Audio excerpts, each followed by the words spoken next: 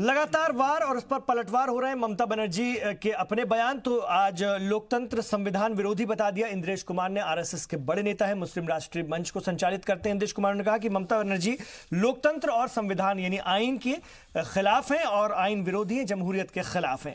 तो लगातार इस तरह की बातें हो रही हैं और अभी आप सुन रहे थे, हमारे पैनल को भी सुन रहे थे। मैं एक बार फिर जरा अभिजीत आपके पास आना चाहूंगा। अभिजीत, तन्मय जो बताने की कोशिश कर रहे थे उनका मतलब यह है कि भारतीय जनता पार्टी वहां पर पोलराइजेशन कर रही है, लेकिन वो पोलराइजेशन भी ढंग से नहीं कर पाएगी क्योंकि ये बंगाली अस्मिता का हमने जो है मामला छोड़ दिया है। ममता बनर्जी चाहती हैं कि बंगाली अस्मिता, इसलिए वो कह रही जय हिंद जय बंगाल का, जय बांग्ला का नारा और जय श्री राम का नारा नहीं बल्कि जय मां काली जय मां दुर्गा का नारा होना चाहिए था, वो हम लगा रहे हैं। भारतीय जनता पार्टी जो पोलराइजेशन करती है, जैसे नॉर्थ में अपने ढंग से करती है वैसा बंगाल में कर रही है, ये मुमकिन नहीं हो पाएगा।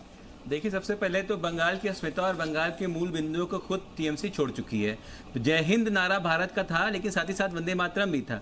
लेकिन आप ममता बनर्जी को किसी भी भाषण में वंदे मातरम का उदय जिस जगह से हो रहा है, ममता जी उस चीज़ को भूल चुकी हैं। कभी वंदे मातरम कहते हुए आप उनको नहीं देखेंगे। उनके अभी भी जो नारे बनाए गए जय हिंद वाहिनी और बाकी सब, उसमें वंदे मातरम सिर्फ इसलिए नहीं थे क्योंकि उनको मुस्लिम तुष्टिकरण की राजनीति करनी थी। दूसरा सवाल ये है कि जो जहाँ तक भगवान राम का सवाल है, तो आप अरविंदो की राइटिंग पढ़ लीजिए, आप चाहे जो है स्वामी रामकृष्ण परमहंस जी की राइटिंग पढ़ लीजिए, विवेकानंद जी को पढ़ लीजिए। लगातार भगवान राम मर्यादा पुरुषोत्तम उनकी जो मूल है उसमें कहीं ना कहीं अस्तित्व में थे। तो इस चीज को डिनाई करना, रामकृष्ण परमहंस अगर नाम दिया जा रहा था उनका, तो राम भगवान का नाम वहां पर पॉपुलर था।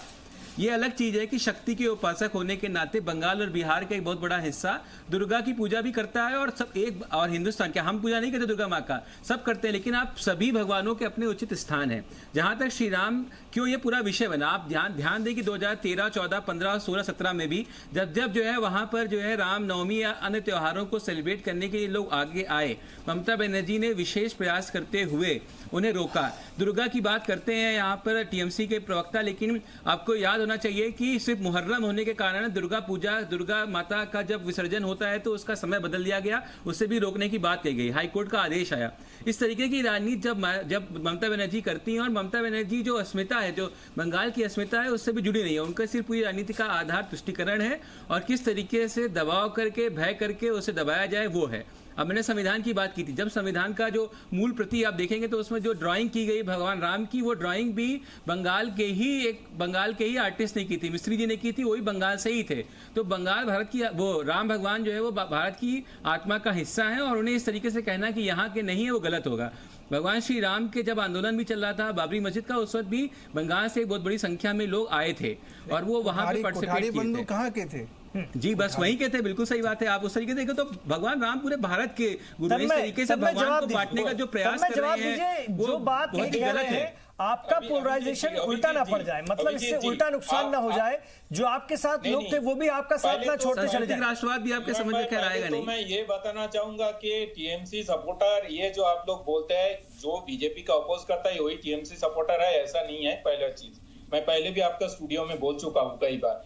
दूसरी बात ये है कि देखिए धर्म के, आप वंदे मातरम को भूल क्यों गए, इसका जवाब दीजिए जरा। अगर मैं जवाब दे रहा हूँ, अगर आप बोलते हैं कि राम को लेके आपको राजनीति करना है तो ये क्लियरली बोल दीजिए कि हाँ हम नहीं, कोई राम के नाम पे राजनीति नहीं कर रहा है। आप रामनवमी सेलिब्रेट नहीं कर रहे लोगों को। सुनिए ना, अगर आपका इतना अच्छा ये रहा, आपको बहुमत मिला है, पूरा देश भर के आपको बहुमत मिला है, तो आप क्यों नहीं डेवलपमेंट के बाद में पश्चिम बंगाल में बात नहीं कर रहे हो? अब क्यों जय श्री राम को लेके आ रहे हो? आप बोलो ना कि ममता बनर्जी ये नहीं किया है और लास्ट 5 साल में ये उन्नयन नहीं हुआ है और डेवलपमेंट कुछ नहीं हुआ है, उसके जगह में अगर बीजेपी क्षमता में आएगा तो आप डिबेट में लेट आए थे, मैंने अपने शुरुआती क्रम में वो सारी बातें बोल दी। क्या 18 सीटें डेवलपमेंट के नाम पर शुरुआती क्रम में बोल दी? तन्मय जी, क्या 18 सीटें बीजेपी को लोकसभा चुनाव में डेवलपमेंट के नाम पर नहीं मिली? सिर्फ और सिर्फ क्या पोलराइजेशन के नाम पर? बंगाल की सीटों के विषय में आप बताएं जरा। पोलराइजेशन के नाम में मिली, वही इसी के जगह में, इसी के लिए तो हम लोग अभी जो कॉमन पीपल है बंगाल का, वो लोग इसको कामयाब नहीं होने देंगे, अगला विधानसभा इलेक्शन में कामयाब नहीं होने देंगे, क्योंकि इसको समझ में आ चुका है कि ये जो पोलराइजेशन का राजनीति कर रहा है और इसी के लिए जय श्री राम नारा लगाया जा रहा है, जानते हैं विधानसभा इलेक्शन के लिए उनको और ज्यादा पोलराइजेशन अगर है और बीजेपी 18 सीटें जीत रही, तो सौमित्र खान जो हैं विष्णुपुर से कैसे जीत जाते हैं भारतीय जनता पार्टी के टिकट पर? ये भी तो आप देखिए। नहीं, वो तो सही है, क्योंकि आप 2 दिन पहले देखिए ना, मुनीरुल इस्लाम बोल के एक जो पहले टीएमसी लीडर था, उसके पहले भी लेफ्ट लीडर था, फॉरवर्ड ब्लॉक के लीडर था, उसको लेके अभी बीजेपी में ज्वाइन करा दिया। तो उसमें ऐसा कुछ पार्टिकल रहेगा जो रॉटेन फोर्स, उसको आप बीजेपी लेके पोलराइजेशन का कोशिश कर रहे हैं। इमरान जी, वहाँ सौमित्र नाम जो है, जवाब दीजिए। इमरान जी मैं एक बात बोलूंगा, सौमित्र नाम भी जो है वो लक्ष्मण भगवान का नाम है। तो इस तरीके से लक्ष्मण रामायण के बहुत सारे चरित्रों का अलग अलग रूप में बंगाल के समाज का हिस्सा रहा है, वो उसे आप भूल रहे हैं एक्चुअली।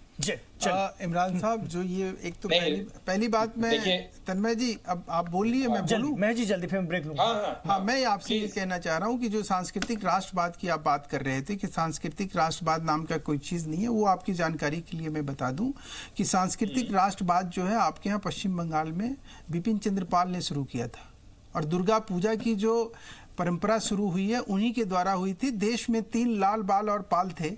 लाल थे लाल बहादुर शास्त्री, नहीं, लाला लाजपत राय, जिन्होंने बैसाखी शुरू की, और बैसाखी के जरिए पंजाब में पूरे नॉर्थ इंडिया में बैसाखी के सहारे उन्होंने लोगों को पोलराइज, और उसके बाद बाल गंगाधर तिलक ने गणेश सुन लीजिए तन्मय जी, मैं आपको कहीं काउंटर नहीं कर रहा हूं, मैं अपनी बात जरूर कहूंगा। और बाल गंगाधर तिलक ने गणेश पूजा शुरू करी महाराष्ट्र, गुजरात और तमाम वेस्ट के एरिया में, और बिपिन चंद्र पाल जी ने उसी टाइम माँ काली का और दुर्गा पूजा का एक अभियान शुरू किया, जो सांस्कृतिक राष्ट्रवाद का, उसके जरिए आपने राष्ट्रवाद का अलग जगाया, और उसके जरिए आपने स्वतंत्रता हासिल भी करी। वो बहुत बड़ा योगदान था स्वतंत्रता आंदोलन में। आज आप ये कह रहे हैं कि ममता जी की कमियों को बताइए। ममता जी की कमी मैं आपको बता रहा हूं, अगर आपको अच्छा लगे तो उसको इंडोर्स करिएगा। आप विचारक हैं, आप टीएमसी का, जैसे मुझे मालूम चला कि आप कोई उसके ऑफिशियल नहीं है, लेकिन विचारक है, उनके समर्थक है। आयुष्मान भारत, बंगाल के आयुष्मान भारत से वंचित रखना, आयुष्मान भारत से बंगाल को वंचित करना कहां तक उचित है? मेट्रो के मामले में, रेल के मामले में, इंफ्रास्ट्रक्चर के मामले में, मदरसे में कंप्यूटर के मामले में, अल्पसंख्यक गांव, जो अल्पसंख्यक गांव है हर एक डिस्ट्रिक्ट के 5। जी आपकी आवाज ठीक से नहीं आ रही, पहले जरा इनको सुन ले, फिर मैं आपके जवाब सुनिए।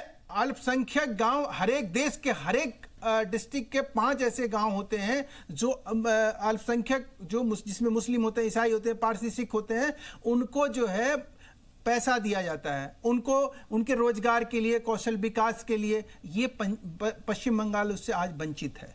मैं आपको ये बताना चाह रहा हूं, सर्व शिक्षा अभियान के तहत जो फंड मिलना चाहिए उससे वंचित है। कौशल योजना के तहत सब पे ममता बनर्जी ने रोक लगाया हुआ है। आखिर में आप ऐसा क्यों? लेकिन वो तो ममता बनर्जी, क्या कारण है? किसानों को 6,000 रुपए सम्मान राशि आपके अलावा सारे देश में सारी जगह मिलेगा, वहां किसानों को नहीं मिलेगा। क्यों भाई? क्या कारण है? नहीं मिलना चाहिए। इसमें बुराई क्या है तन्मय जी? इसमें बुराई क्या है, बता दीजिए। राजनीतिक आपका डिफरेंसेस है, इसलिए फेडरल स्ट्रक्चर को आप सम्मान नहीं दे रहा हो। फेडरल स्ट्रक्चर पे तो आज तक आपने तभी सम्मान क्या होता है? जनता के हित में काम करना ना। जनता हित में अगर फेडरल स्ट्रक्चर काम करे वही जस्टिफाइड होएगा ना, वही प्रासंगिक है ना, वही प्रमाणिक है ना। फेडरल स्ट्रक्चर होना चाहिए तो हमारा। नहीं, मैं कह रहा हूँ कि हम तो स्टेट के थ्रू, अरे साहब हम तो ये सारा चीज, तन्मय जी ये फेडरल स्ट्रक्चर में यही होता है कि जो सेंटर का फंड होता है वो राज्य सरकार को जाता है, राज्य सरकार जनता को देती है। आप हमारे उस स्कीम को क्यों नहीं लागू करते हैं? 23 ऐसी स्कीम्स हैं, 31,000 करोड़ रुपया आज के डेट में आपके यहाँ अल्पसंख्यक वर्ग को मिलना था। 31 लाख करोड़ रुपया का स्कीम जो है अल्पसंख्यकों का आपने खत्म कर दिया। आज हमारे पास 47 करोड़ रुपया अल्पसंख्यक मंत्रालय के पास है। हुनर, उस्ताद, तमाम तरह की कौशल विकास योजना मुस्लिम, ईसाई, सिख, जैन, पारसी इनको मिलना था। आपके यहाँ वो मिल नहीं रहा है। अब आप कह रहे हैं कि ममता जी की कमियों को बताइए। तन्मय है और तन्मय जी कहते हैं कि आप मुझे टीएमसी समर्थक ना कहें, बल्कि एक बीजेपी का विरोध करना क्या टीएमसी समर्थक होना है? मैं बंगाली अस्मिता की बात कर रहा हूं, वो ये बात कहते हैं।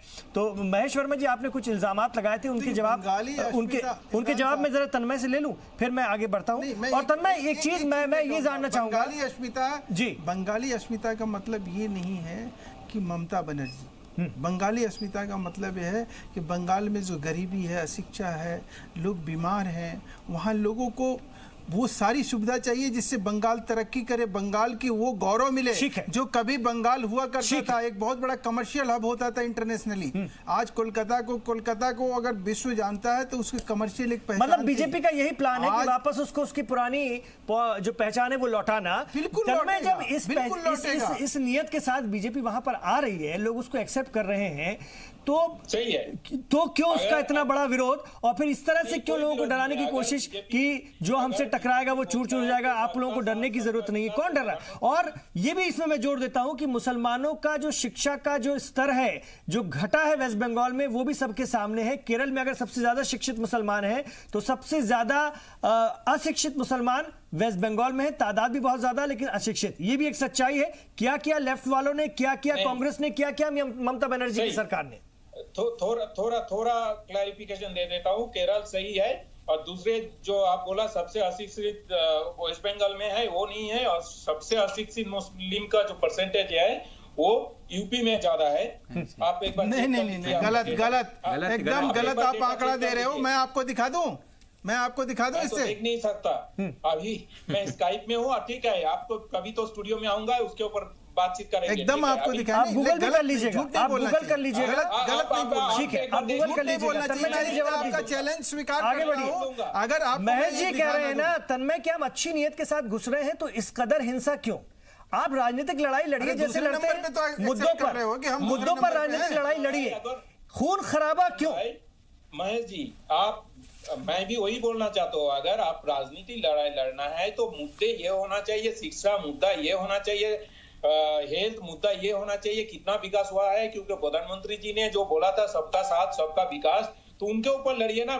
फिर आपको जय श्री राम नारा के क्यों जरूरत पड़ रहा है? मतलब ये रिलीजियस जो पोलराइजेशन के जरूरत क्यों पड़ रहा है, ये मैं आपसे नहीं। तो फिर इतना डर ममता बनर्जी को इस नारे से क्यों लग रहा है? छोड़ दीजिए, नजरअंदाज कीजिए। आपको मालूम है कि वहां का कल्चर ऐसा है ही नहीं, तो छोड़ दीजिए। बीजेपी को उनके अस्त्र से जवाब दीजिए। आप में इतनी अच्छाई है और हम बुरे हैं, तो जनता को छोड़ दीजिए ना, वो फैसला कर देगी। आपकी बौखलाहट, आपका ये जिस तरह से आक्रामक होना। मुझे तन्मय जी ये बताइए, मुझे ये जरूर बताइए कि ममता बनर्जी जब इस तरह से रिएक्ट करती हैं, आप या उनकी पार्टी के लोग, एक मिनट हमारे लोगों के हाथ पैर काट देते हो। महज जी, जब ममता बनर्जी इस तरह से रिएक्ट करती हैं तन्मय जी, तो क्या वहां पर लोग इस बात से, मतलब टीएमसी के लोग या उनके समर्थक इस बात से खुश होते हैं क्या? ये मुझे बताइए। और एक बार प्लीज, और एक बार मैं कह रहा हूं कि जब ममता बनर्जी इस तरह से रिएक्ट करती हैं, जैसे वो गुस्सा दिखाती हैं, तो क्या बंगाल में लोग, टीएमसी समर्थक इस बात से खुश होते हैं क्या? नहीं। देखिए, अगर आप सीएम के हिसाब से बात करते हैं तो वो जैसे बिहेव करते हैं इसके ऊपर, फेडरल स्ट्रक्चर के ऊपर ये नहीं होना चाहिए, ये सही है। लेकिन अगर आप उसको सुप्रीमो, तृणमूल सुप्रीमो के हिसाब से बात करते हैं तो उसको होना चाहिए, क्योंकि आप पॉलिटिकल एक नैरेटिव लाने की कोशिश कर रहे हो, रिलीजियस सेंटिमेंट ला के, तो उसको तो रोकना पड़ेगा। अगर नहीं रोकेंगे तो ये बंगाल में कल्चर आ जाएगा, तो उसको रोकने के लिए ये जरूरी है। इसीलिए तो उन्होंने जय हिंद या जय बांग्ला ये नारा लगा रहा है उनके पास। वंदे मातरम क्यों गायब है सर? श्री राम लगा रहे हैं, उसके जगह वो जय हिंद लगा रहे हैं। वंदे मातरम क्यों गायब है?